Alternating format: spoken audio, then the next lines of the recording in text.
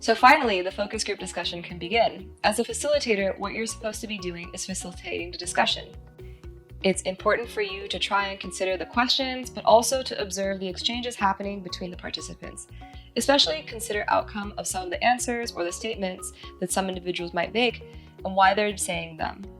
Remember, not everyone has the same ability to answer questions in the same way. This is in part due to their unequal consequences for their positions in their society, in their family, and in their community. It's key for you as a facilitator to note these dynamics and interactions and to later be able to discuss this in a session with the observer to finalize your report. You also need to consider that the focus group discussion is an exchange between people and participants. Allow the participants to discuss, ask additional questions from each other, and move the conversation along when needed. Promote maximization of the participation of different interactions by interjecting and asking specific questions from individuals who are speaking less in the session.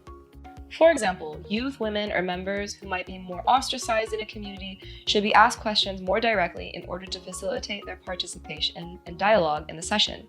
If you are able to involve community leaders in the organization of focus group discussions, this often helps vulnerable groups feel they have the greater ability to discuss subject matters that you might bring up that they otherwise would not respond to. Be cautious and observe as the process of exchange takes place throughout the dialogue session. Ensure that you do not contribute to or create any strengthened positions in hierarchies among the people who are participating. Again, having participants engage in an icebreaker exercise before often helps soften the discussion among participants, as well as highlights already to you who might be a greater power dynamic holder and figure out who you need to engage with more often. As a facilitator, it's key for you to note who are the people who are talking more, and attempt to steer the conversation to help individuals who speak less feel that they have the autonomy and the authority to speak up.